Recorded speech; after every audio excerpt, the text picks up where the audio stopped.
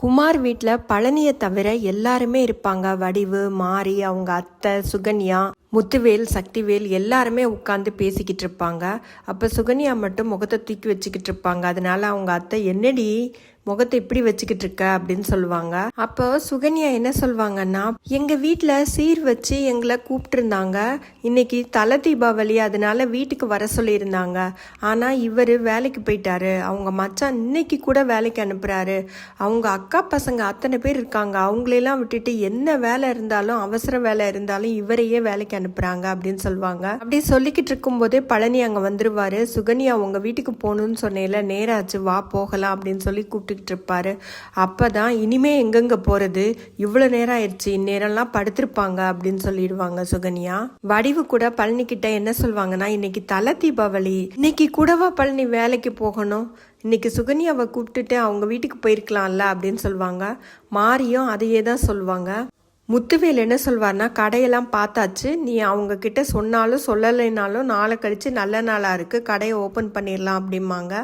பழனி இவ்வளோ அவசரமாக எதுக்கு அப்படின்னு சொல்லிக்கிட்டு இருப்பாரு. அவங்க அம்மா பழனியை உள்ளே கூப்பிட்டு, நான் சுகன்யாவுக்கு சப்போர்ட் பண்ணுறேன்னு மட்டும் நினைக்காத, அந்த பிள்ளை சொல்கிறதுல கொஞ்சம் நியாயம் இருக்குல்ல, நல்லா யோசிச்சுப்பாரு, நான் கோமதிக்கிட்டேயும் அவங்க வீட்டுக்காரர்கிட்டையும் நான் பேசிக்கிறேன், நீ இதுக்கு மட்டும் சரின்னு சொல்லு அப்படின்னு சொல்லி அட்வைஸ் பண்ணுவாங்க.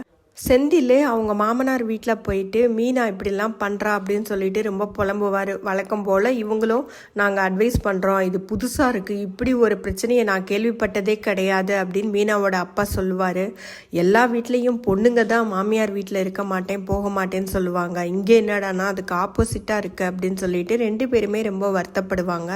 பாண்டியன் வீட்டில் எல்லா சமையல்லாம் முடிஞ்சாச்சுன்னு சாப்பிட்றதுக்கு ரெடி ஆகிக்கிட்டு இருப்பாங்க. அப்போ சரவணன் நேரம் பார்த்து, சாப்பிட்றதுக்கு முன்னாடி எல்லாருக்கும் ஒரு விஷயம் சொல்கிறேன், மக்கள் தொகை கணக்கெடுப்பு எடுத்துக்கிட்டு இருக்காங்க, அவங்க வீட்டுக்கு வரும்போது எல்லாருமே வீட்டில் இருக்கணும், அப்படி வீட்டில் இருக்க முடியலைன்னா எல்லாரோட ஆதார் கார்டையும் ரிஜிஸ்ட்ரேஷன் பண்ணி வச்சா போதும், அதனால எல்லாரும் ஆதார் கார்டை கொடுங்க அப்படின்னு சொல்லிட்டு கேட்பாரு. சரவணன் எதுக்கு கேட்பாருன்னா, மயிலோட வயசை தெரிஞ்சுக்கலான்னு சொல்லிட்டு கேட்பாரு.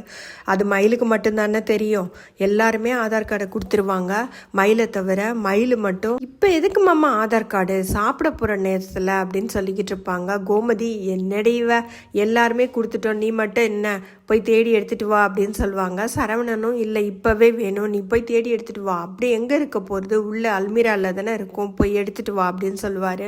ஆதார் கார்டு இருந்தால் தானே எடுத்துகிட்டு வருவாங்க. ஆதார் கார்டு அவங்க கிட்ட இல்லவே இல்லை, மயிலோட அப்பா கிட்ட தான் ஆதார் கார்டு இருக்கும். மயிலே என்னென்னவோ மாற்றி மாற்றி பேசி சமாளிப்பாங்க. ஆனாலும் சரவணன் விட மாட்டார், போய் எடுத்துகிட்டு வான்னு சொல்லுவாங்க. அத்தோட இன்னைக்கு எபிசோட் முடிஞ்சதுங்க.